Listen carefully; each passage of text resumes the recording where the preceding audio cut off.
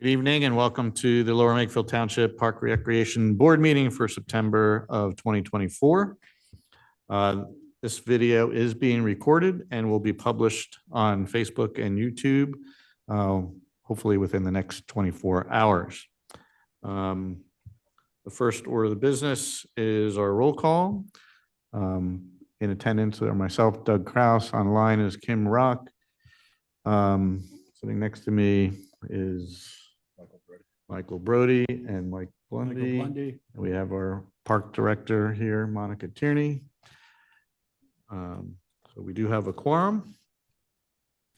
Liaison, we're going to get right to it. George, do you have anything that you want to talk about? Because I know you always have an update for us. So come on up and state your name and make sure you talk into the microphone, please.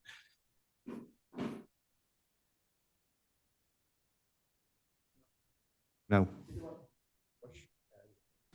Got it. You guys hear me okay? Yes, thanks. All right.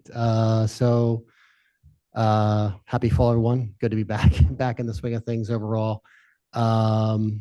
Really, the couple things I would have is we had a very smooth opening weekend with the programming. We've continued to have our U7-8 group over at Afton and Quarry Hill. I was in the park all Saturday morning from 9 until almost 1, and there were no backups like out River Road, which is great. I think we were only running on turf and three, so it's 3 of the 77s in the back. Like that's all we were running at. So really alleviated a lot of pressure.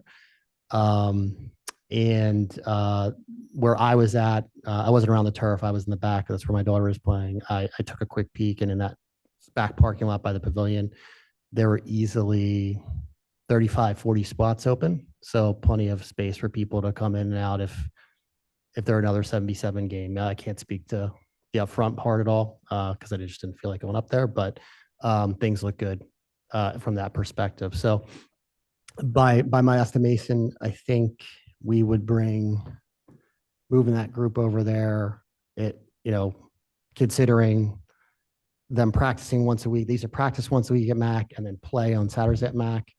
I think that's 5,140 cars that has moved over to Afton and Quarry Hill because they're both practicing and playing there. So it was a really good start. I was happy with how things worked out. So yeah, all in all, rec program, strong numbers again this year. We're about 70 off this year. Interestingly enough, like it was way off like 2 weeks ago, and we just saw a flood of like 100 kids join, so it was great. So we're at about 950 for our rec program versus about 1,000 the same fall last year. So overall, pretty good numbers, staying strong. Waiting for it to settle down, but it doesn't seem like it's going anywhere anytime soon.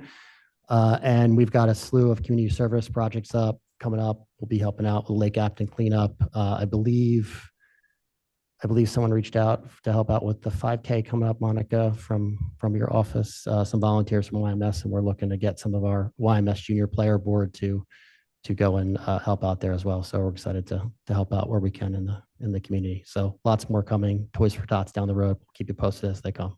Any questions? Thank you, George. Oh, thank you. Appreciate all your partnership and helping out with Mac and keeping things flowing down there. So great. Thank you, guys. Thanks.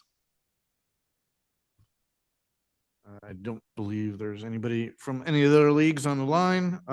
So Rob, I'm going to turn it over to you if you want to come up and formal introduction. I guess this is your opening night. So thank you for having me. I'm Rob Vandegrift, the new program manager here at Lower Makefield Township Parks and Recreation. Just a couple points to hit on before I get out of your hair. We had a very successful year for summer camp. More participants than ever before here in Lower Makefield. We had 276 unique campers throughout the summer, with up to 160 children each week in Camp LMT and up to 40 in Tween Adventures each week. Between the two camps, we had 38 camp staff members. And this year we added a camp manager who was vital in getting the camps, in lockstep and functioning at a good rate. So we're very excited to have that position there. It's the second year of having Camp LMT at Edgewood Elementary, and it was a resounding success once again this year. We're building a great relationship with the staff there, and we look forward to being there again next year. Another record this year was the attendance in both before and after care, where in before care we had up to 20, well, over 20 children in each week. And then in before care or after care, we had over 30 each week. There's still plenty of work to complete for camp. We're getting in camp surveys now. So we're going to be adding those to our after action report. But with 2024 under our belt, I look forward to growing in 2025. Moving on to pickleball, the growth nationwide is incredible, and we're a strong representation of it here in Lower Makefield. Our dedicated pickleball community is very fervent, and they love the game so much. So it's great to see the growth there. We partnered recently with Universal Rackets. They provided classes to those who are interested. This session is going very well. It started this weekend. We had 19 adult beginners, 12 intermediates, and 8 in the youth class. So we've expanded to the youth classes in Universal Rackets, and we're glad to have that going. We have our social tournament scheduled to be coming up on September 21st. Low registration so far, so we are unsure if it's going to run, but if it runs, we're looking forward towards it. The pickleball club as a whole remains steady in membership numbers, and our strongest turnouts day over day is with our intermediate level, where they are very excited to play in the early mornings, both at Cardinal Court, Cardinal Reflection, or Revere. And lastly, programming. We have a number of programs, including adult art, which we have watercolor classes on Monday, Thursday nights, and Fridays. All of those classes are doing very well with high attendance. I think the lowest attended one is looking at 80% filled of max capacity. So that's great. Our fitness classes are also running well. Fantastic attendance across the board there. Yoga, Zumba. We have strength classes. We're adding a Zumba class in the evening because our only Zumba classes are in the mornings. So that Zumba class will be beginning in November. Looking forward to that. Our youth fitness classes, we have Super Soccer Stars and Saki Hockey, both running, great people to work with there as well. Our new programs this season we have a partnership with Young Rembrandts on Sundays to bring us early elementary drawing classes, elementary drawing classes, and cartooning classes. Those are starting in October, so we're still pushing for some more attendance there. And then we have a scheduled chess class with Shining Knights Chess that's supposed to begin on Mondays. So we're very excited to bring a new STEM class to the fold. I'm constantly looking at expanding the options even more as we progress through this season and moving forward, but I'm very excited about where we stand currently. And then our upcoming events, we have our Halloween costume event on October 4th. We have the 5K anyway, the following weekend, October 13th, that Sunday. And then we're working with the youth committee once again this year, working on the schedule so we can get out and start hearing from our youngest interested members of the community. Anybody? Thanks, Rob. And I just want to mention, because Rob's not going to, he started April 1st and had to start camp in June. And this wasn't from scratch, but pretty much from scratch. He had to get ready for camp season. So he kind of was thrown into the mix and he really handled it well. And I can't wait to see what you have to do next year when you have more time to prepare. So great job. Can't wait for it. Thanks, Rob. Thank you, Quick guys. question for you and for Monica with camp, because I saw the numbers and we know the demand, right? Because it typically sells out like at 12:01 a.m., right?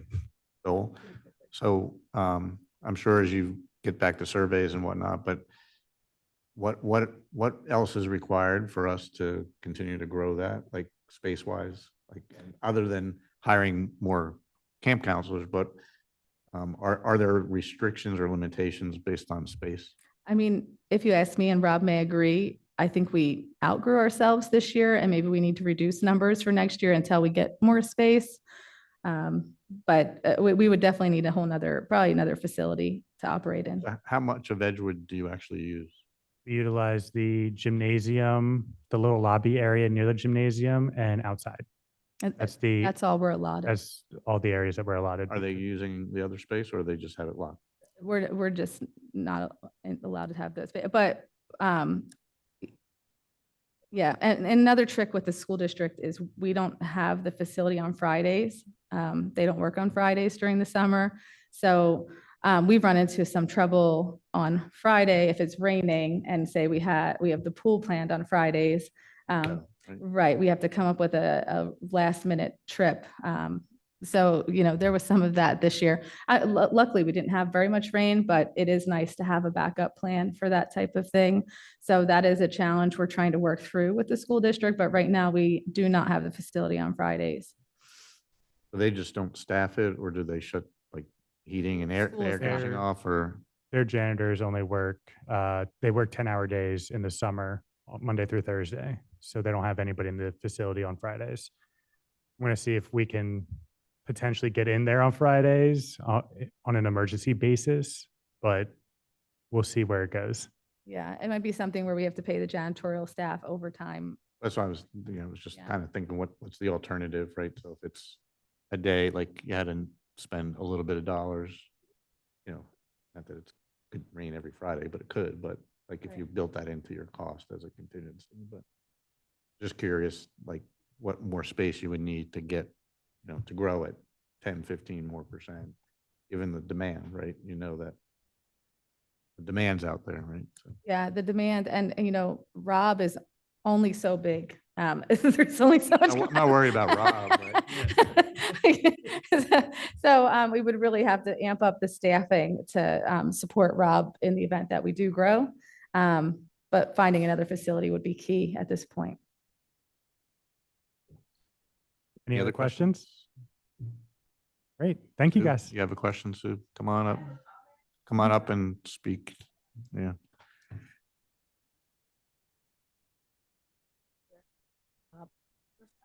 Just want to set the stage because Monica and Rob, I'll be meeting with Rob on Friday to discuss lowering the pickleball fees.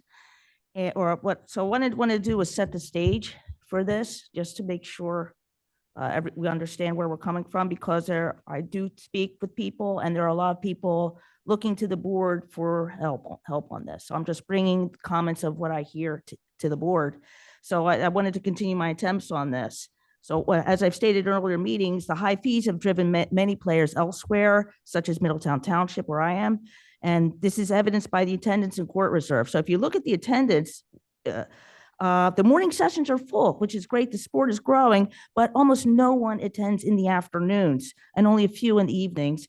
And before the increase, all of these slots were full. And talking with people, say for $120 per year, the residents are expecting to play on decent quality courts.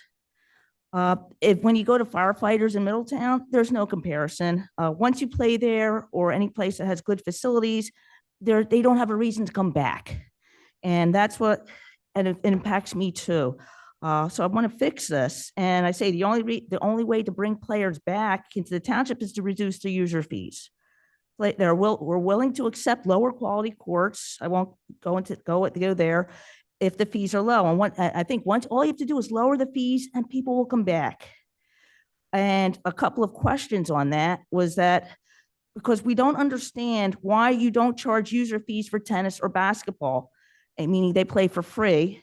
And pickleball is no different. In fact, pickleball and tennis use the same courts. We're playing on the same court with this, just that the stripes are different and the nets are different. So I don't understand how come tennis is not sharing the costs from pickleball, maybe from a facility perspective or whatever, but there's nothing shared with tennis for that. And the other thing I don't understand is why are there seasonal rates?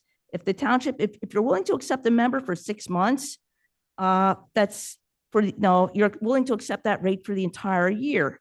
So if someone pays $60 for 6 months, you consider that $60 for an entire year. I'm saying do the same for all of the residents you cut the cost in half. And I think that just doing that alone, because you'll have the same number of members, people will come back. Just cut the rate in half. And the other thing when I observed is that of course, this township is worried about liability, of course, but people who play there for free, like on tennis, they don't sign a waiver of liability. There's no so I don't see signs or whatever. Maybe there are, maybe there aren't, but there are no disclaimers. When I joined court reserve, I had to sign a waiver of liability. So that's something else to look at. So I wanted to set the stage and to work with you guys to see if there's any way. And, we'll do it privately, but I need to take a reason back to the players. If you can't, why?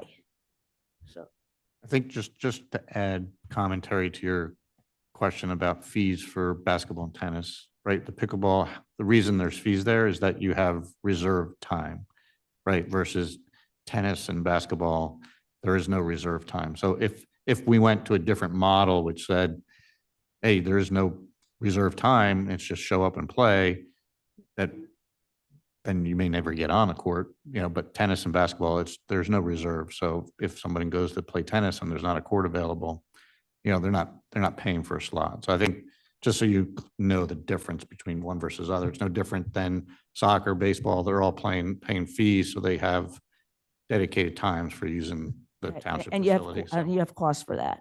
So, and I think Monica will share later some updates to some of the pickleball courts for, next year's in terms of renovation. So yeah, because that's next. I know we're getting near October, which is the time for the budget.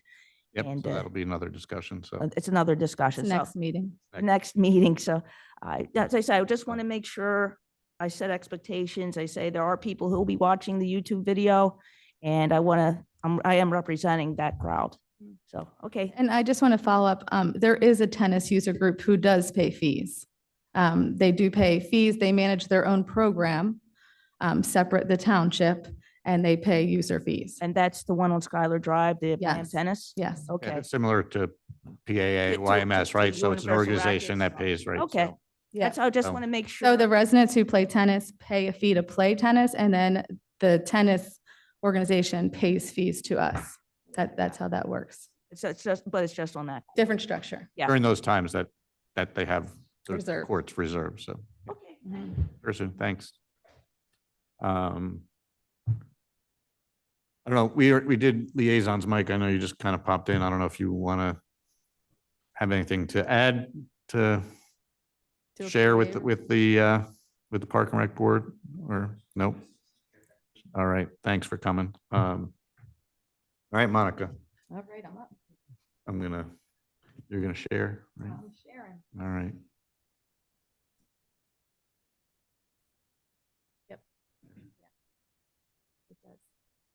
All right, can everybody hear me? I got a lot to breeze through this evening, so I will try. Today, I just want to preference, we're not talking about fees today. We're not talking about budget today. I'm talking about some projects that do need to get done and what I'd hope to see in the budget this next time around. So I just wanted to take you through, and I also wanted to give you, if you needed to leave for bedtime, that's okay. You don't have to stick around. So I just wanted to flip through those real quick. First, I'm going to start talking about capital improvements. Oh boy, hopefully it doesn't jump around. I'm sorry, I hit that button a few times. So for this year, these are the projects that we are definitely going to get done this year. Memorial Park basketball court is in progress. Should be done by mid-October. So we should see people playing out there mid to late October. We're hoping there is a settling period for the concrete. So concrete is down and basket poles and backboards are up. And then after it's painted, there's also a period of time that it'll have to sit and set. So it'll take a little bit for us to get that up and running, but we are in progress. We are planning to replace the rubberized playground surface as the board did approve earlier this year with the tiled surface. That will also be happening in mid to late October. So October is a big time for us this year. With that, we recognize that there is some playground equipment that needed to be replaced, primarily just rope equipment that's just fraying and in poor condition. And I'll talk a little bit about that as we, oh no, I'm sorry, I'm jumping. Heacock Playground equipment did get replaced, and the lap pool did get a new filter, and that is our total end of year $802 out of primarily fee and lieu money. Just so you know where we're headed. Next year, capital improvements that are proposed, we have a filter replacement for the intermediate and baby pool. That will be our third filter to have been replaced, and we will be complete our filter replacement program after we're done that. And those should last us hopefully 15 to 20 years from here, so we won't have that big cost again for some time, but we should prepare for it in the future. We are looking also to replace a heater. The intermediate pool heater is the oldest and could use replacement. However, our lap pool heater is also a little bit on the fritz, and it is probably the more needed heater, the more requested, and most complaints come about the lap pool heater. So we may want to prioritize lap over baby, or if we could potentially do both of them, that's something for discussion. We'll see where we are financially when we're making those calls. But I did want to bring that up during our conversation today. We're also looking to, this price is for crack repair and repainting. So crack repair and repainting of both Cardinal and Revere carts next year. If we had to prioritize, I would prioritize Cardinal over Revere, but others might have different opinions. Just when we did the road tour, those cracks were pretty sizable, right? Yes. So yeah. that's assuming it can be repaired, right? Yeah, we did have someone come out and assess. Oh, we did? Okay. Yeah. So this is an accurate price to replace it as is. And then the bike path repair, we're just allocating $70,000 for bike path repair, but there's a few different bike paths we're kind of debating on where we're going to tackle first. So there's some more conversation for that. And then we have the Memorial Park East grant. That's a $900,000 grant. So the cost of the township isn't that full $1.2 million that we'll have to start working on coming up here. We're looking at maybe amending scope, which I'll be coming back to the park board for in the near future.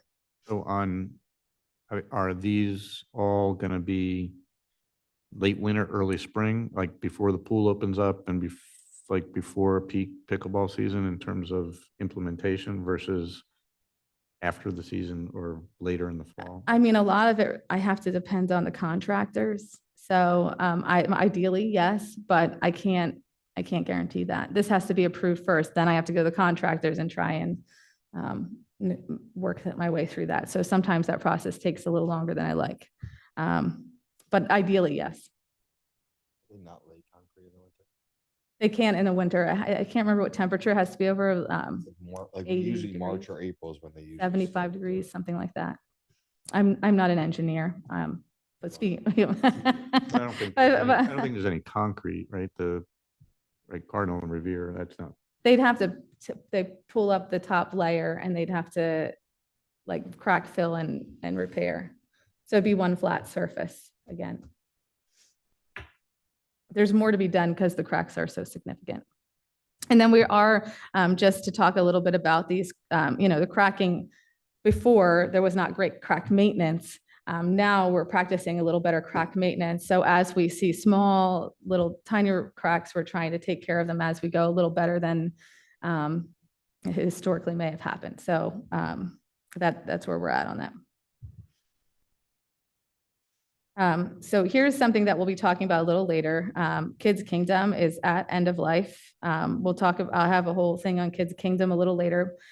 So I'm looking at that in the next 2-3 years. That's going to require a little bit of effort to get there, but that's the goal. And then still that $70,000. And I'm looking to also allocate $5,000 a year for boardwalks at 5 Mile Woods. Just they need a lot of boardwalking done. It's been neglected for a little while, so we're going to spend some time and a little bit of money putting into those boardwalks all the way throughout the 5 miles of trail. So here's some unscheduled capital improvements. So I'm still trying to fit things in, right? So here's some of the things that we have kind of in the background that we need to start thinking about. The 9/11 Garden Reflection, the lights have been a problem and we've been abandoning them for years. It's going to be significant to replace the wiring. It's all dry rotted underneath. I'd like to look into making it more energy efficient and maybe possibly going for a grant that's specific to energy cost savings. So currently all the lights at the monument itself are working. The monuments outside of the lights that are like in the grassy areas are not all working. So we are going to bring in some additional lighting the night of 9/11 this year, which is tomorrow, just as a reminder. And so we will bring some additional lighting in the evening just for that space. But I do want you guys to be aware that that's coming up.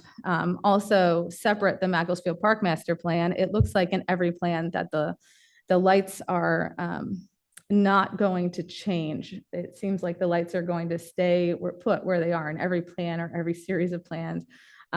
Early on, I'd like to take a look at, as a first priority, replacing the lights with a low glare energy efficient lighting as soon as feasible. So that's something that we'd have to cost out and look at. So just quick question, you have 500,000 plus on the Keola lights. Is that, or is that all the lights for 9/11 Macclesfield? No, and that's Keola? just Keola lights. Okay, so you don't have, Because Keola doesn't have any electricity running. okay, I just didn't know if you were kind of subbing. No, I splitting them just all don't up. have, I don't have prices for everything yet. Just, And I didn't want to give you false hope. no, it's just, I didn't know if you were like, it was a sub, they were all lights, so. no. Yeah, so these are definitely some things. We'll talk a little bit more about some of the pool things coming up too, a little further down the line. So but I just want you to know, like, we more so than some of the projects that you're seeing that we need, there's also these other outlying projects that we have to start trying to figure out how we're going to pay for them or find funding or grants or whatever. So that's coming up.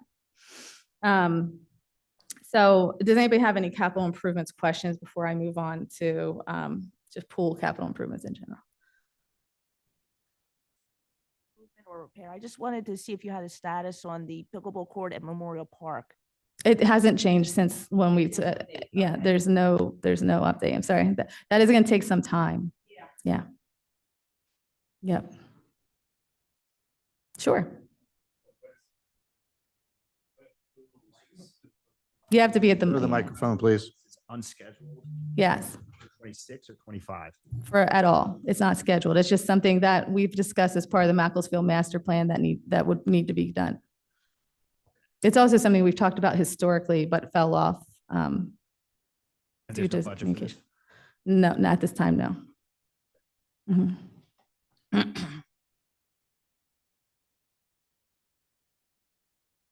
Is there any other questions? Oh, I got ahead of myself. Sorry, I'm going back. All right, so I just want to talk a little bit about some of the things that are going to be coming up at the pool. And I mentioned the slide during the capital replacement, potential capital projects. And I wanted to bring to your attention that there are 4 panels on the straight slide that really could use replacement. The slide is around 20 years old. It's near end of life. With that being said, also the manufacturer no longer makes this type of fiberglass slide any longer. So Miracle slides still exist. They no longer sell fiberglass slides. They no longer produce fiberglass parts. So there's no way to get replacement parts for the slide. We are going to have a company come in and look and see if there are options. When I'm just looking at the options,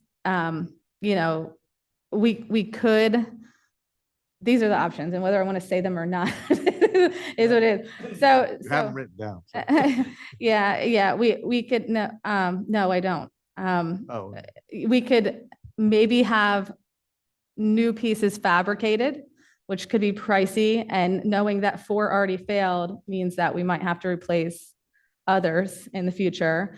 We could continue to try to Band-Aid as long as we can until we can't anymore, or we could replace them, or we could remove them. Those are our options. So I just want you to know that's what we're going to have these conversations real soon. I talked to, that's kind of where I'm at right here. So that's how but if anybody wants to have any discussion about that, I'd be glad to.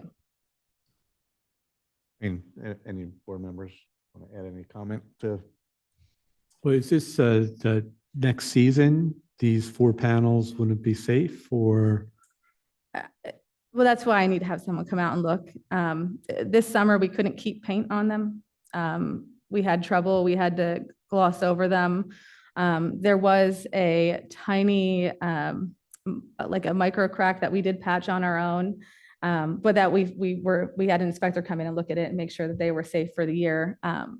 But I would, it is going to be a safety issue. It's going to be an issue over time. And this is just a straight slide?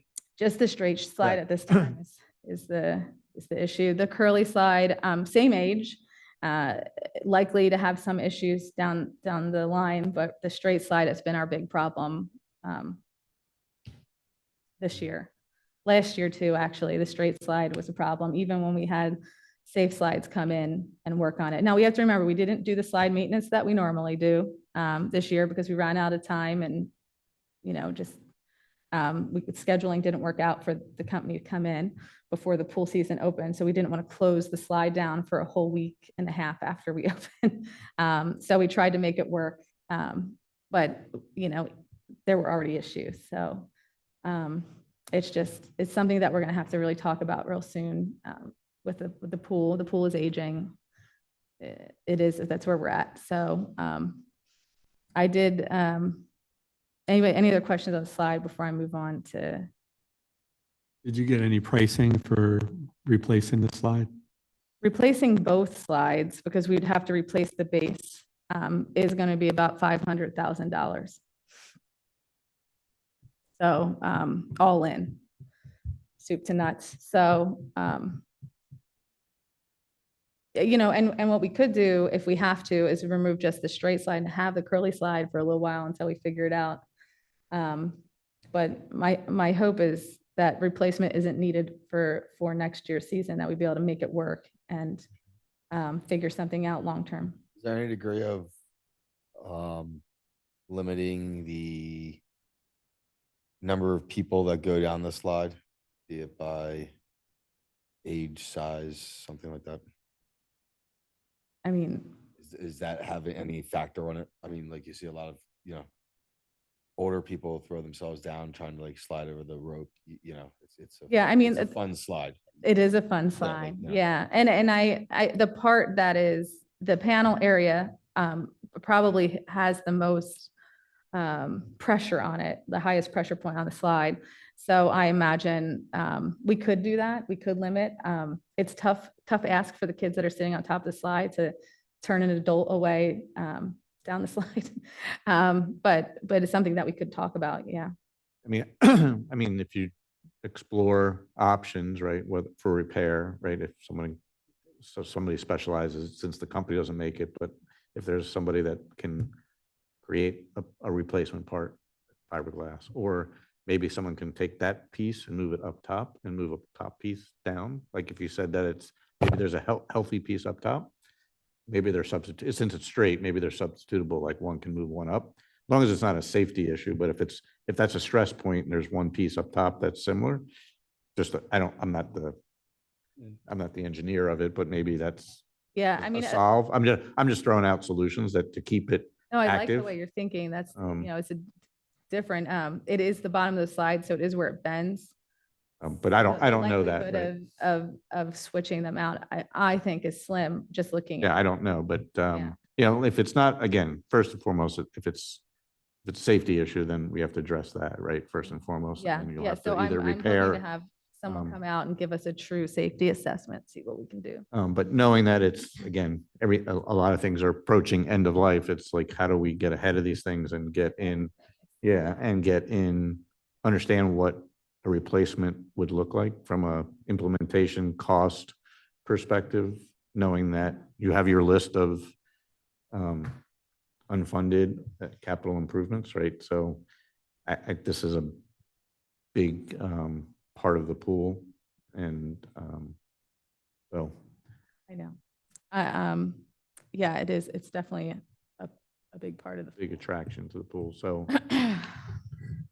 don't want us to get to a point where it was like, okay, we have to shut these down and they're not. It might be, so I did put a question to the members. Membership survey is going to be finished on the 13th. But one of the questions is, what are your most important amenities and are you willing to pay more for these amenities? But, when we look at the slide and we recognize what really needs to be done, if we put a question specific to the slide out to the membership, I think it'd be interesting to see, how important the members really think the slide is. If you ask the adults one question, but if you ask the 10-year-olds, Yeah. you'd get a different Really answer. different probably. answer. Yeah, that's true. But it's better that we have the answers so that when you have to make an informed decision, you can know, okay, it can be fixed. It's not a safety. We can get another year or two, or it can, but then in planning, you can at least address what it would cost to remove, cost to replace, et cetera. Yeah. So. Okay. Are there any other questions? Okay. And the second was the heater. I kind of mentioned this earlier. We could have our intermediate pool. Heater's out of life. It's the smallest pool. It needs the least amount of heat. That's the one there's the baby and then the next one. intermediate pool. And then we have our lap pool. Heater is not necessarily at the end of life, but probably would be the next one to be replaced. And it is often not functioning the way it should be functioning. So I kind of wanted to pose the question to you about heating the pool and what's most important to the board. I think as far as like lap swimming and what we do in the lap pool, that's probably the most important pool to be heated, followed by the Olympic pool, in my opinion, just based on feedback. And I believe pool members would probably second that, just off of what I hear from them. But I just kind of wanted to get your opinion as far as prioritizing which should be fixed first.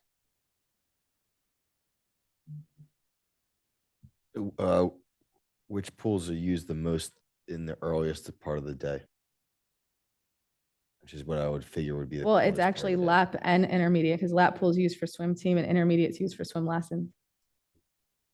More people in the intermediate. They're just kids that maybe not that they don't care, but they'll go in the water whether it's 60 degrees or 80 degrees. Yeah, that's quite true.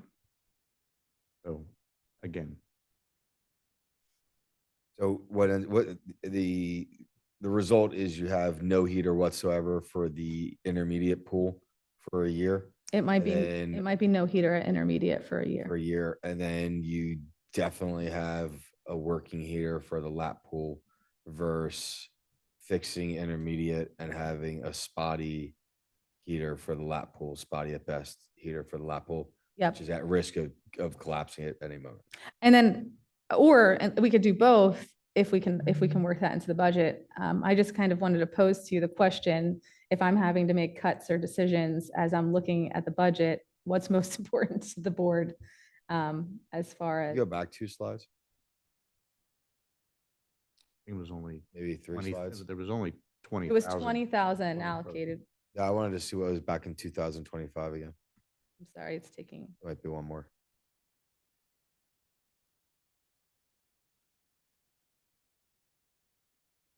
I mean, if you were to, back to this slide here, if you were prioritizing, right? Because you have heater replacement, only one on here though, right?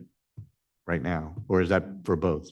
It's a round number for one. So 20 for one. Mhm. And the bike path's just a annual number you're putting in, right? Yes. Yeah. So if you were to cut that down to 50 to put in another heater and then go back to 70, that's an alternative, right? You're saying cut the bike path repair down? 50, so you can get another heater in and then take it back up in 26, back to 70 again, right? If you're not eliminating bike path repair, you would just Do less. do less. Mhm. Now we have to remember, we didn't get any done this year. I understand, Yep. but you still would do some, but if you have a known, We've put in a lot of bike path over the last 5 years. Yeah, but we're not putting in new bike path. We have, 20 plus miles of bike path that's old. So we have a lot of areas that have some significant replacement that needs to be done. So, you know, I mean, to be honest, 70,000 is not nearly enough for what we Well, it's really no need. different than road repair, right? There's Yeah. like the road repair, you know, takes a long time to get through a cycle. Like I'll never probably. see my It road. could take us 50 years at this. So, I mean, again, I think people go to the pool, expect, you know, heated pools, right? So. Was it, Go ahead, Mike. was it, Wait, was the heater working this year? It- You said it was like, It was So-so, working, it was working. We had some issues with it throughout the summer. Are you talking the lap or intermediate? Lap. Okay. What about? Intermediate was working for the summer too. We've been Did it not- band-aiding. So is it not working or you expect it not to work when you start up the pool in this? I expect it to be a rough summer for the heater next summer, for intermediate, for sure. And lap, I imagine will be similar to this summer. It could work. Yeah. It's Band-Aids, you know, you never, it's unpredictable. And east completion, how much of that is grant? At 900,000. You have some flexibility. Yeah. Thank you. Okay, so as far as pool goes, I'm going to start going into some data from this year. Just showing some historic data too, kind of gives you a nice picture of what the rate increases have done over time. So if you take a look at this, this is reported user by age. And 2021 was the last year we did the family membership, right? And then we switched over to the a la carte membership. 22 and 23, we didn't do any rate increases. And then 24, we did that very large rate increase without having any discount period.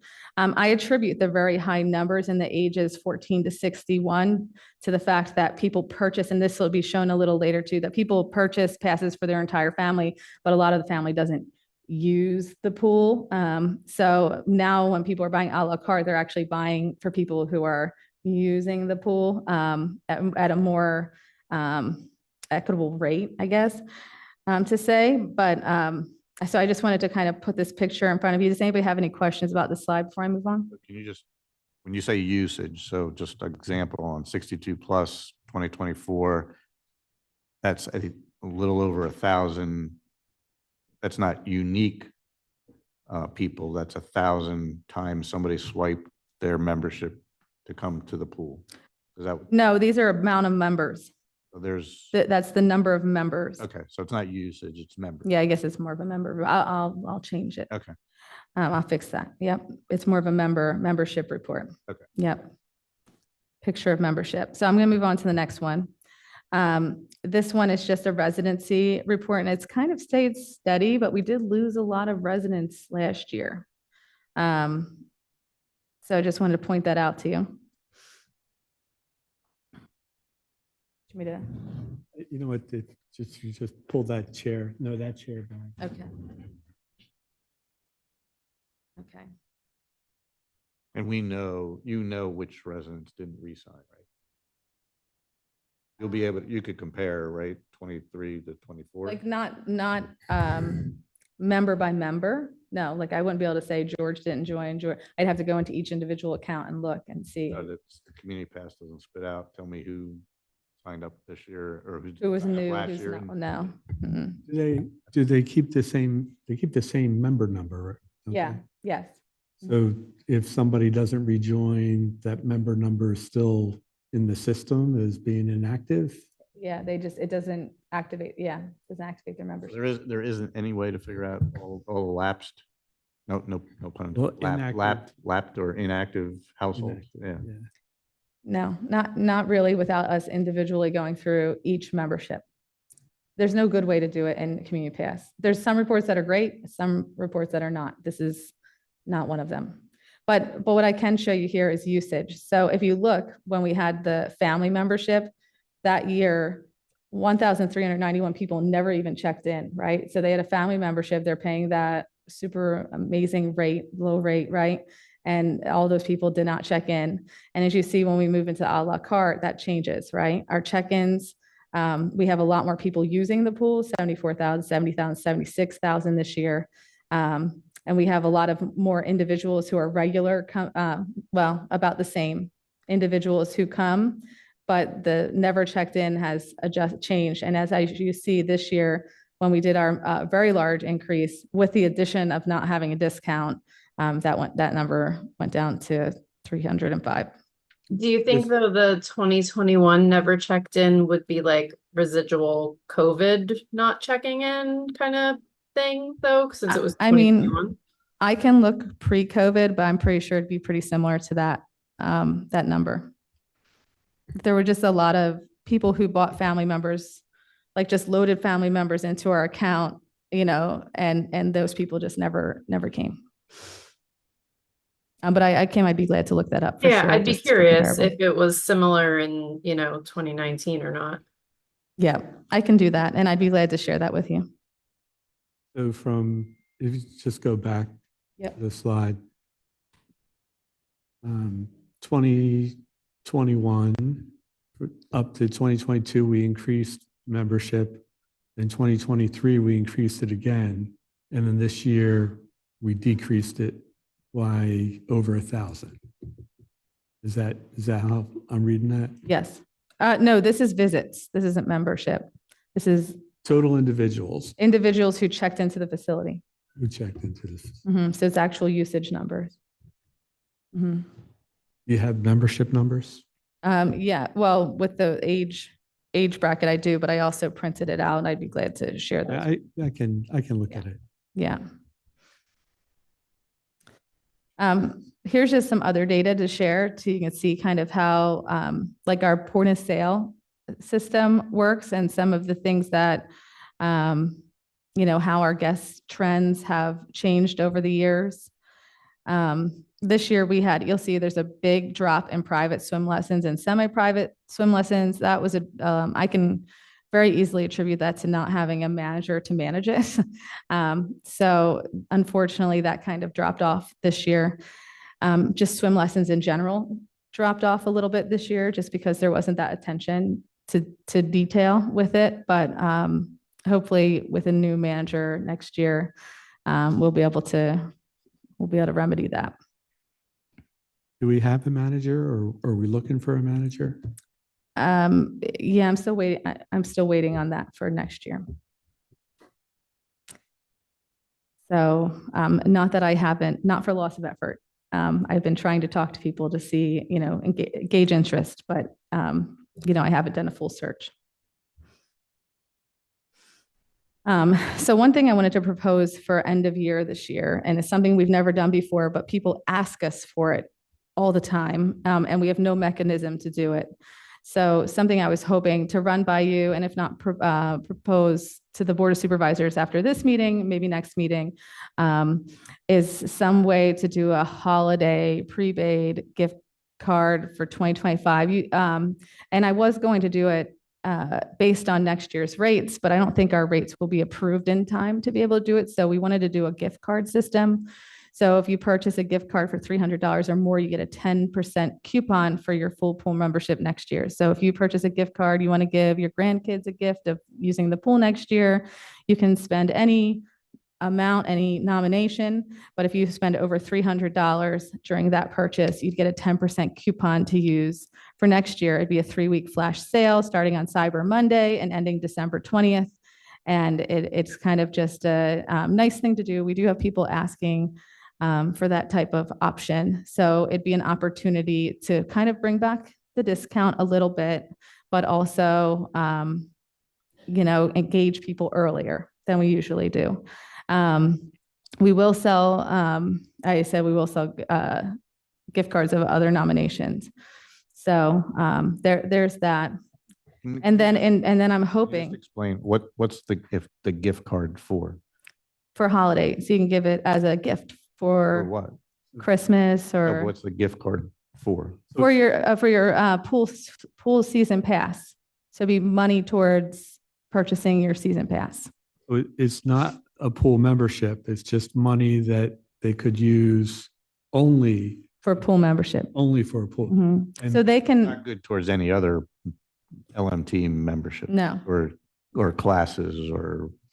No, I mean, that would just be hard for us to delineate on the back end when people are pre-purchasing, and then come later to use it in a different way. For us to allocate it financially would be very difficult in the government system. Isn't this just basically saying buy your membership in December and get 10% off? Yeah, except for we can't have this membership in the system. So the easy way for us to do this is through gift cards until December, when all the funds and fees and everything is approved. That's why we've always avoided doing this before, but it is something that's heavily requested, and I think it might help us out. Or is it just they're asking for a discount? Well, I think because of the discount, we lost a lot of sales this year. So we had more returns than ever because people would purchase early thinking they were getting the discount, and then they would ask for a refund and then not come back because they didn't want us holding their money. I heard it more than like a lot of times. So I think this might be a way to kind of, get people locked in a little earlier. Why couldn't you say buy it at this year's rate in, this year? We could do that. And we talked about that. However, in our system, we wouldn't be able to transition the people buying it from this year's rate into, like, it just technically for us on the back end, it'd be a nightmare. So we're trying to do something that's feasible for the staff to manage. But back on the previous slide, you don't have to go back, but there was the number of, we offered up free passes, right? Of a value of. Yeah, so people did not take advantage of that. It was a lot of work for my staff, and a lot of people didn't even pick them up. We printed them, we put them in envelopes, we got them ready for everybody to come, and people did not come get them. We didn't want to mail them out, so people said, I didn't get it in the mail. So it just. It's called slippage, and that's. But I'm not sure that it was, I'm not sure that it helped entice. I feel that The passes aren't digital on your account, right? They had to come in and get a hard copy. So we have to say, we have some rudimentary systems here, right? So we have Community Pass, that's what we're working with. We don't have high level corporate, POS system here. We have municipal Community Pass that we use for our system. So there's some limitations that we have with how we can do things. So passes cannot be put on your community account digitally, like, so they can come in and say, all right, we're just going to subtract one off of here. No. Mm-mm. No.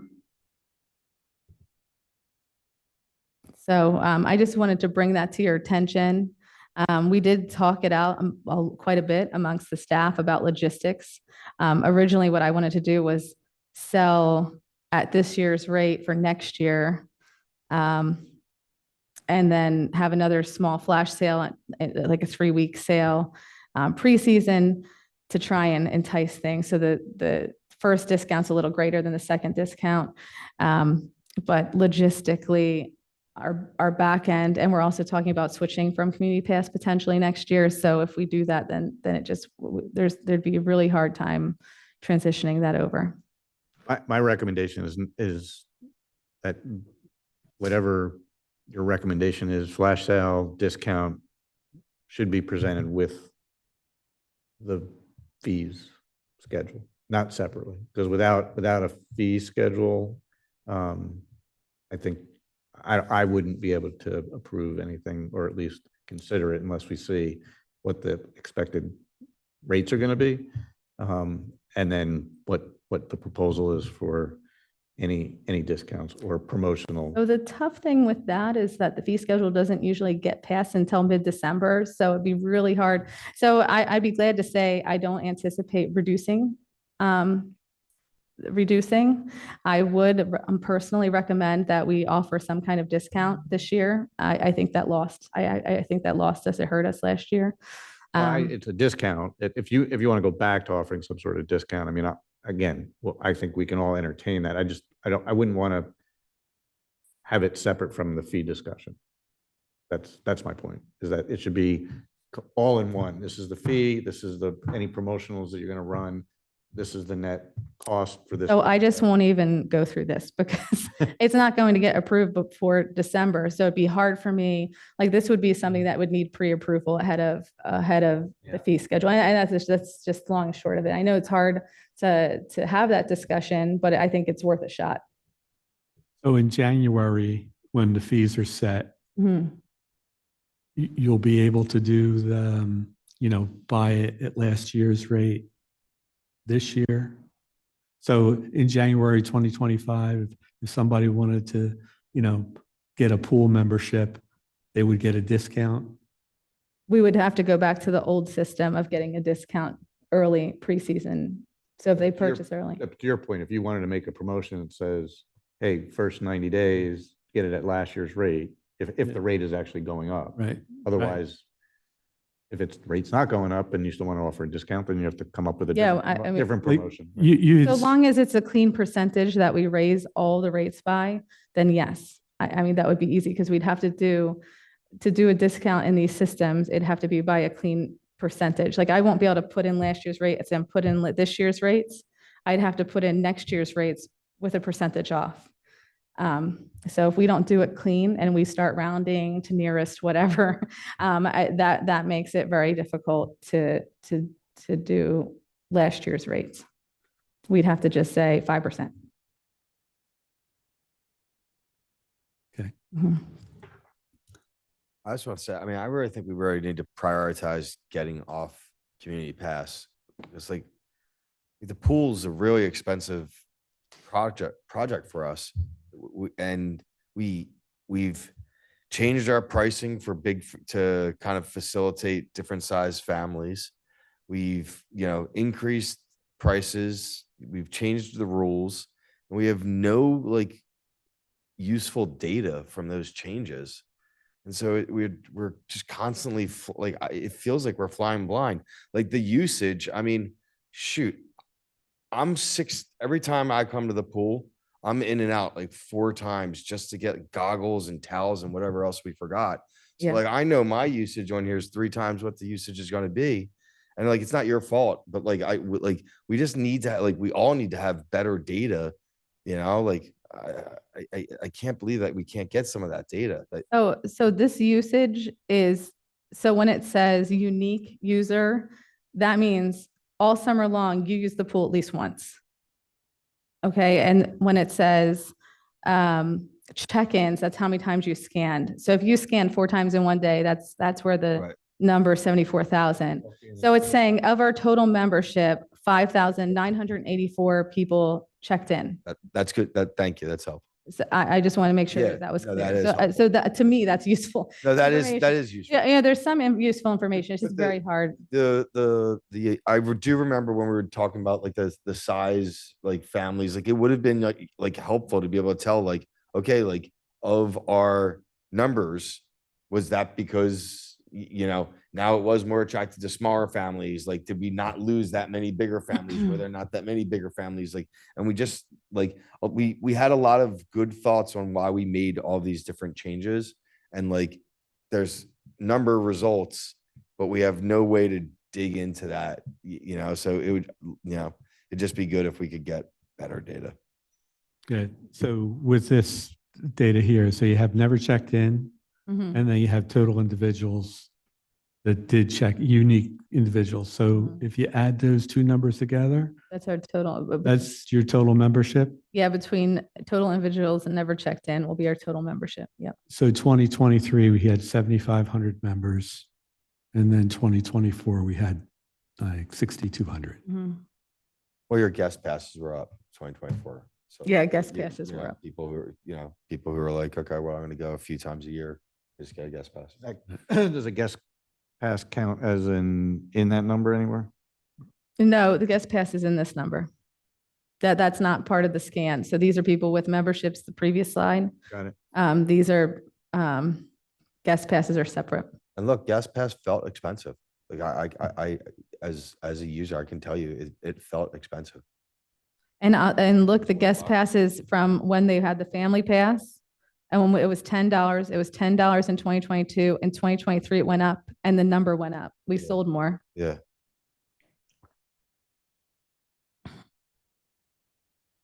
So it was between 22 and 23 that we raised the guest pass fees. I think it was $20 this year. Yeah, it was $20 for the last 2 years. Mhm. 17% decline in membership, roughly. Oh, that's interesting. So the pool manager candidate should, should have some, data background maybe, or some, To be honest, we're really looking for a unicorn, and we're looking for someone who has a lot of different skills. But I think what the priority skill has to be is training the staff. Yeah. That really has to be the priority. If we do switch, we'll have a lot more access to data. That would be different. We have a number of people on the staff who cannot look at the data. It's we need someone who can train lifeguards to save lives. we also need to drive membership numbers. We do, Because this pool is but I could have very more time to do that if I'm not managing the pool. very expensive to run. Yeah, I mean, I would have more time. Lynn would have more time if we're not sitting physically managing the pool, which is what happened this summer. So just some things that I wanted to bring to your attention. We had a lot of people who came, they were seniors. We require people who are kids under the age of 14 to have an adult on their membership. But then we have a lot of seniors who babysit their grandchildren for the summer, and their parents don't necessarily go to the pool. So one thing we were trying to play with this is not a final thought, just something to start thinking about, is the idea of having a senior special. And that means if a senior pays full price adult fee, which is a lot more than a senior fee, they can bring a guest with them every time they come to the pool. So just as a little incentive to get around that grandparent relation.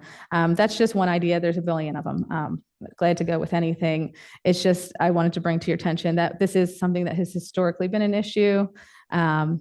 We need to figure out, we didn't want to sell kids passes who don't have parents on the account because they're not allowed to access the pool without a parent. So it just kind of gets a little tricky. So this was one way we were thinking. If anybody wants to think of any other ideas, I'm glad to brainstorm it with you, just things to think about for future discussions as we move into fees, which would be next discussion, next meeting.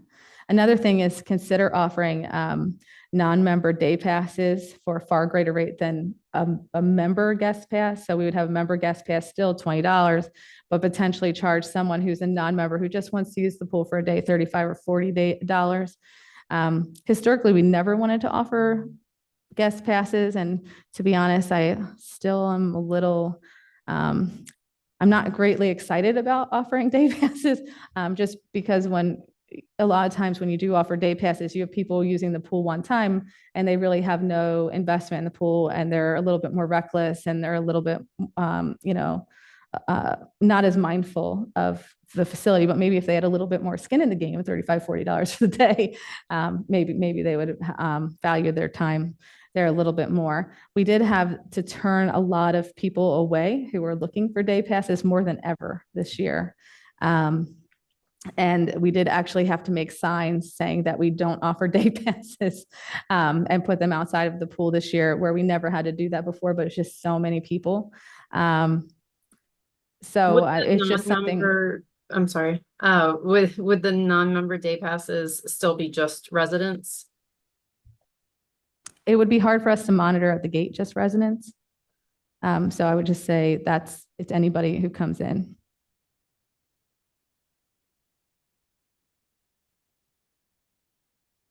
So is there any other questions on that? This is not a final anything. It's just an idea that I'm putting out there for you. Yeah, I'm not loving it. I'm strongly against it.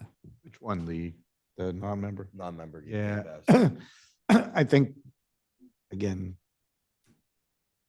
members are paying, it's for a privilege, so members can, I don't think that'd be a fair way to, for them that are the members that are paying.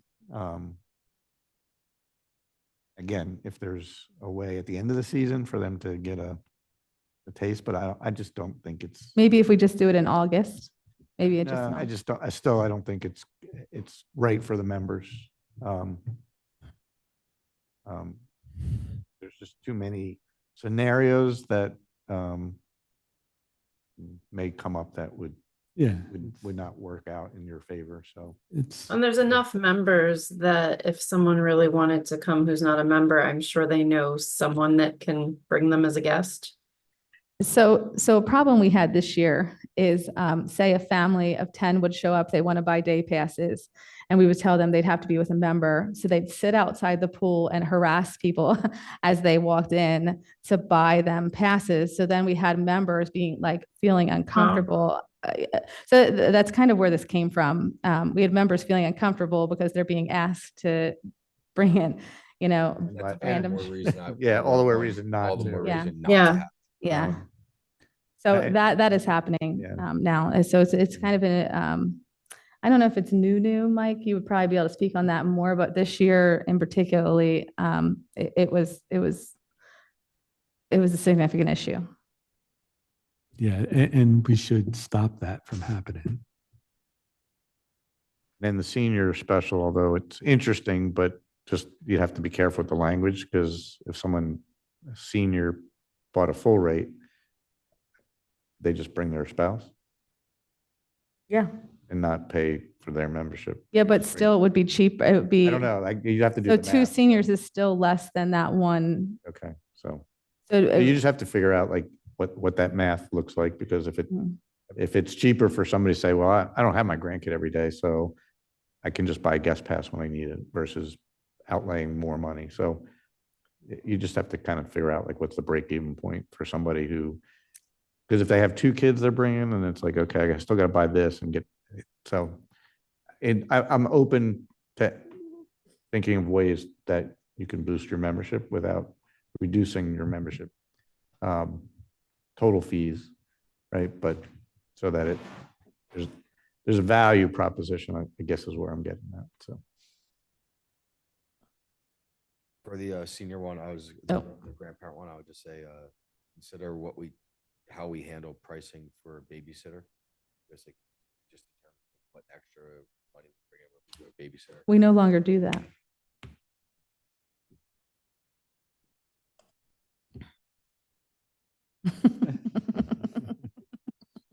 Strike that for the record.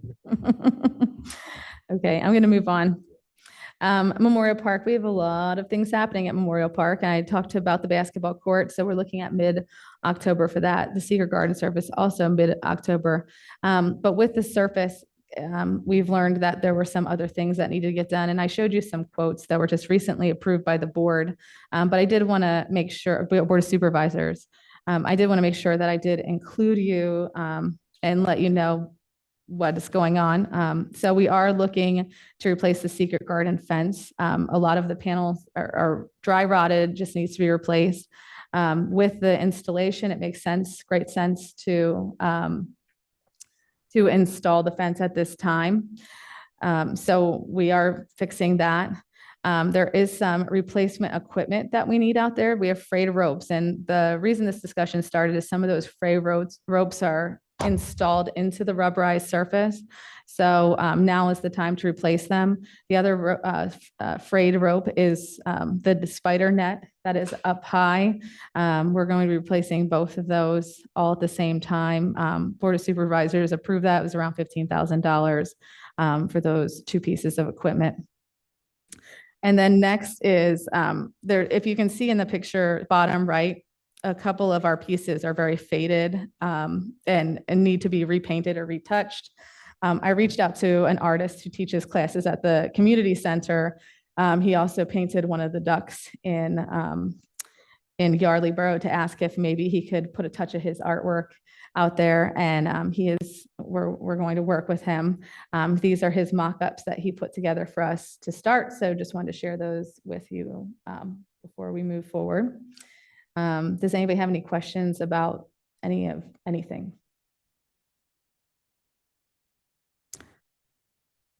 Oh, also did want to mention, some of our equipment is still under warranty. The ropes only have 5-year warranty. They are not.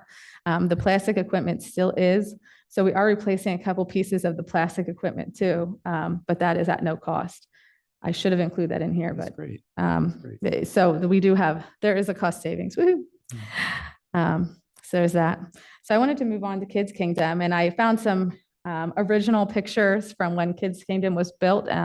So this was the grand opening, 1992, of Kids Kingdom. So I just really want to show how much of a community effort it was to build Kids Kingdom in the first place, before we continued on to our discussion. So I figured it'd be fun to see if you recognize anybody, but I have a stack of photos here if anybody's interested in looking in the full stack.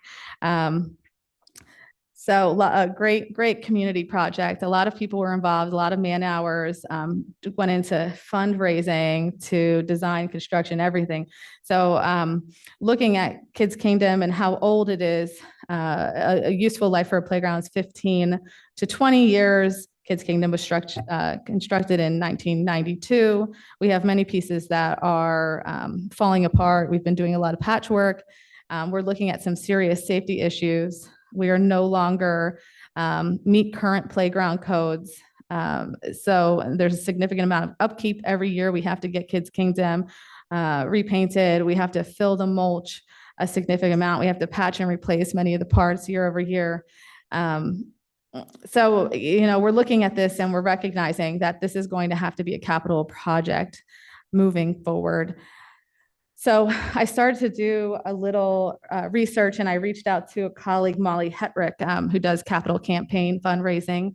And I reached out to her to kind of find out how to start a capital campaign. And we're not talking little picture capital campaign. This is going to be 50 times bigger than any fundraising that you've done historically. So I really think bringing in someone who has a little bit of experience would be helpful. Molly is willing to come and kind of do base work with us and kind of introduce capital campaign fundraising to the board.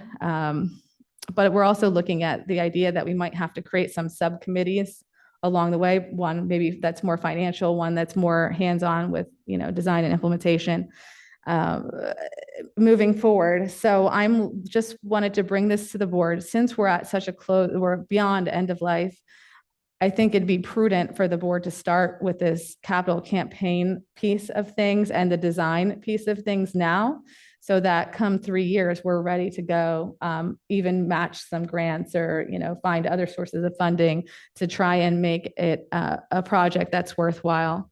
The project, looking at other similar sized projects now, would be around $2.75 million to replace, and that includes the pavilion and the bathroom update too. So it would be a full update to that area.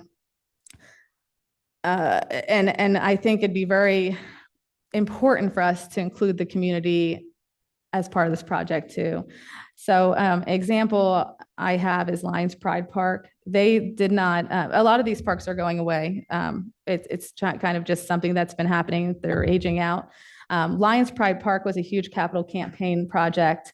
They had a capital campaign advisor who was helping them along the way. They raised $2.5 million to get their park done. And I have a small picture of Lions Pride Park on the next slide. And it was designed by kids. So they went into the school's 5th grade classes. They had the kids draw what they would love to see as pieces of play equipment. The kids were involved as volunteers. So there was a kids committee, and the kids came in and they were part of the, everything from soup to nuts, and they're very involved. It was very civic. Great opportunity for the kids in 5th grade. And 5 years later, they came back a little too old for the playground, but really excited to see their drawing come to fruition. So it's really cool to talk to people who are part of that project. And I'd love to see something like that come to light here.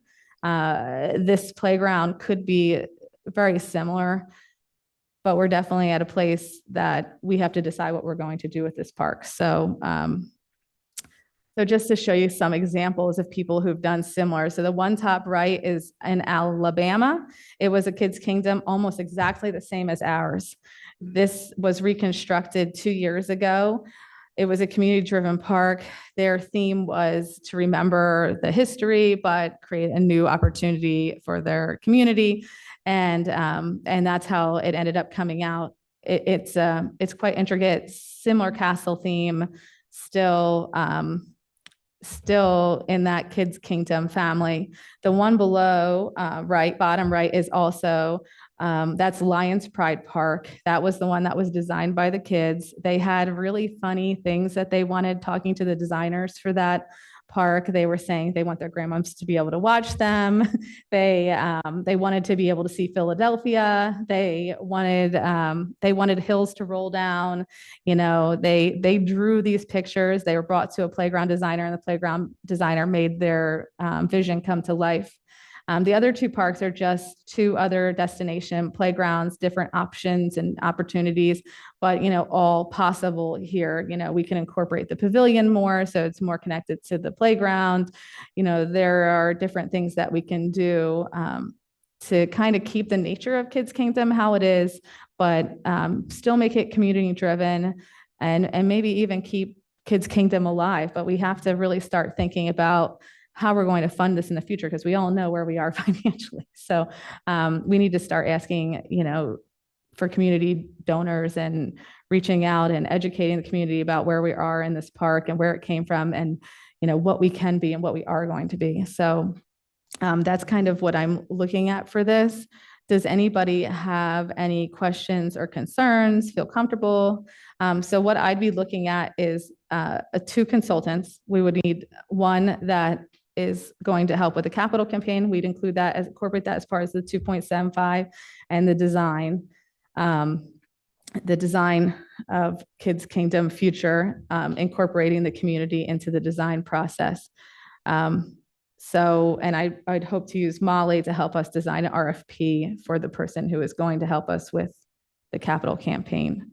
So if anybody has any questions about this, please do not hesitate to ask. So I think on the one slide, you showed 10% is 10% should be used for the capital project costs. Yes. So $250,000. So Well, I'm 300 kind of including that into the 2.75. So the 250 would cover what? The playground, the pavilion, and the bathroom. No, that's the 2.5 million would cover all that. The Yeah. $250,000 for the cost of the project. Yeah. So what is a capital campaign? So let me just talk. Molly will be able to better educate you, but spending time with Molly, you have other costs. So you have, meeting your big donors, trying to find funding, fundraisers. You have the cost of mailers and communication and efforts and staff $50,000 to time. raise 2.5 million is what. Yes. Well, is that also the design of the No. project? So that's just to Raising money. raise the money. Mhm. What if we're not successful? Do we still spend That's not an that? option, Mike. Do we still spend the 250 or? We would have to, I think a true person who could run a capital campaign will look at their big picture, and they'd come in looking for successful projects. So we're not going to get bidders on someone who doesn't think this is going to be successful. So do we know of other townships or people in the state that have run a capital campaign? And Yeah, can we Warrington, Lions Pride Park, they ran a capital campaign for $2.5 million. Can we just copy what they did and not pay that's somebody? That's the idea. So Yeah, there's but two options with capital campaigns, right? So you can have someone who's hands off, and they come and they educate the staff how to do the capital campaign, and then they come and they check in. That will be less, right? Or there's someone who can come in and do the work. The truth is, with my staff and what I'm equipped with, I do not have manpower to spend doing what someone who would be fundraising would be doing. I don't have that with my staff. I just think that's a lot of money. It's when we're looking at $500,000 for a new slide, or new slides at the pool. And I think, Well, you know, if you have other ideas of how to get to $2.5 million. well, I'd like to, you know, talk to Warrenton and copy what they did. I mean, that's, But they still had an advisor. well, like, what did they do? You know, like, so offline we'll talk, but, Okay. you know, like, I object to spending that amount of money and then not having any kind of guarantee of what's going to happen, you know, are we going to be successful in raising it? So, you know, Yeah. if the fee is structured so that there's a percentage of what gets raised, you know, Well, in that case, then you might have someone who's pushing the envelope and saying the project needs to be bigger, the project needs to be bigger, just so that they make more money. You kind of want to hire someone who's on a fixed, you know, a fixed amount. I'm not saying 250,000 is getting paid to that consultant. $250,000 is also staff time invested in fundraising. It's also mailers and stuff yeah, like that. all the other things that you have to invest in order to Mm. have a good fundraising campaign. Yeah, I mean, I agree with Monica. She doesn't have the bandwidth, right? So even if we get a township subcommittee to put together, that means somebody has to be either an expert or is run, like if somebody in the township or somebody we know is willing to volunteer and they're a subject matter expert in running a capital campaign, then that's something that maybe would be obviously beneficial to the township, because you don't necessarily have to hire, but you're gonna have to find somebody that's. This is a multi-year endeavor, Yes. right? Mhm.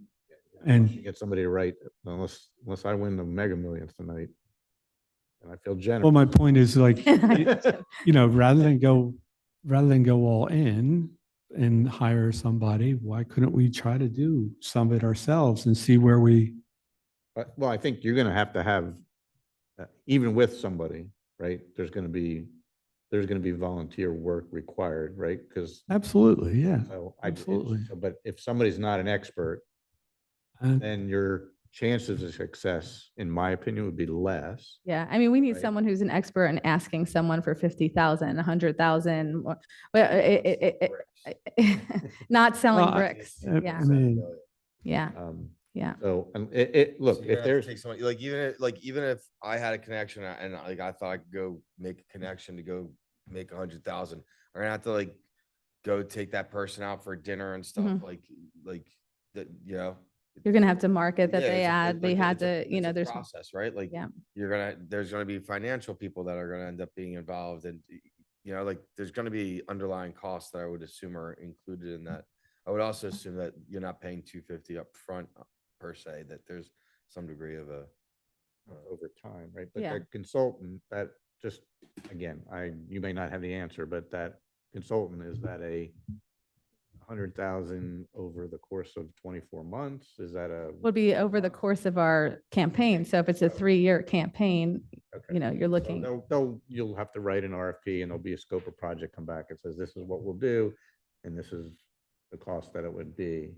And, I mean, we definitely would want to write a plan for this, right? or, Be able to- and even if the RFP, we could have milestones in there, you know, if we don't hit this milestone by this time, or, if you know, there might be some way to mitigate some of your concern.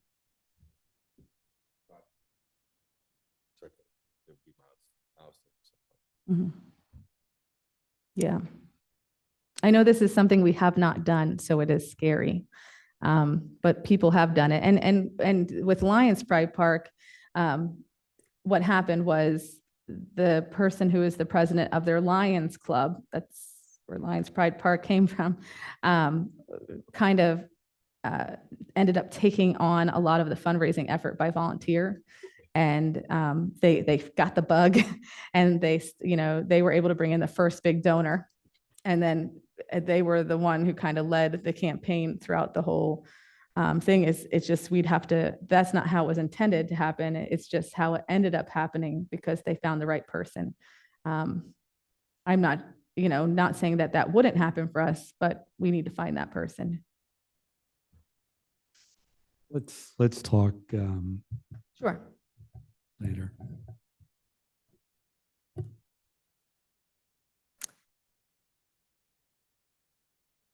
So I have two last things I just need to talk about real quick. Macclesfield Park update, their JMT is working on deliverables for us.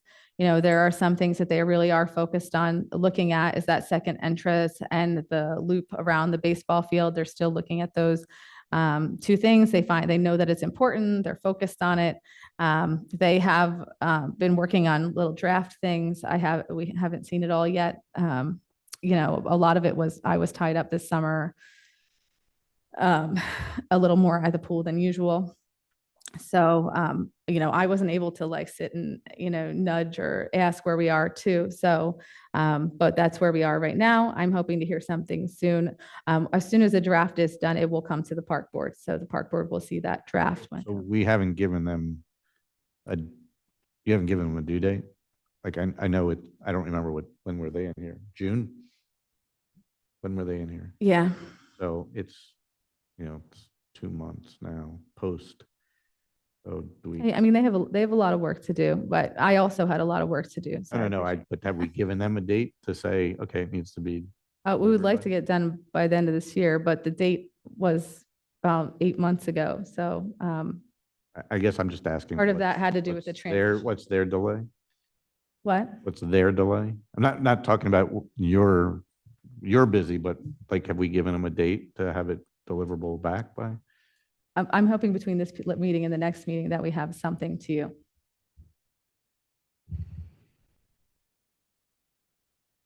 And then just wanted to let you know that we completed the 9/11 Garden Reflection contract. 9/11 was able to raise the $2 million full dollars, and now they're going to start giving back to the township for regular annual maintenance. You know, the contract is primarily, you know, how we're going to do that sharing of maintenance and the financial side of things. It took a long time to get to where we are. So, you know, I shared the contract with you in your packets, but if you have any questions that I can answer, I'd be glad to. I quickly read through it, but I read it as a landscaping primarily contract. Am I incorrect with that? Or does it include any other maintenance that's required? Like, I know there was a number in there that you said Around $40,000. 40,000, Yeah. but I read it as mostly landscaping. Is that Yeah, accurate? well, the primary general maintenance is landscaping. So if there's something else that needs more structure. We would be working that out together. Okay. Yeah. Thank you. Yeah. So part of the plan is start investing back into capital improvement funds. For instance, we have the lights coming up that we need to repair soon. So I'm coordinating with Ellen. I'm hoping that we can get a good grant for that project. Ellen has helped write grants previously. She just recently had the DCED grant where she did a lot of update work to the park. But this is just a lot more organized in the way that we operate, which is nice. So I'm really looking forward to that. They really did a good job, and I'm glad that we were able to come to, you know, an agreement that will help the township out over time. Ellen, happy with the agreement? Yeah, both sides. Yeah, Nice job with that. thank you. Nice job. Thank you. That we were able to get done before. It was perfect. And with that being said, we do have the 9/11 morning ceremony only tomorrow. So we will have that if anybody wants to come out. So that is all I have. Do you need anything for that contract? Like, do you need No, that was with the Board of Supervisors. Next Wednesday. Yeah, it's approved. It's all complete. Mhm. Yeah. Any other board comments? Any other public comment? Oh, Any other public comment? If none, call the meeting to adjourn. motion to adjourn? Motion to adjourn. Second. Seconded. And thank you and have a good night. thank you. Night. Night.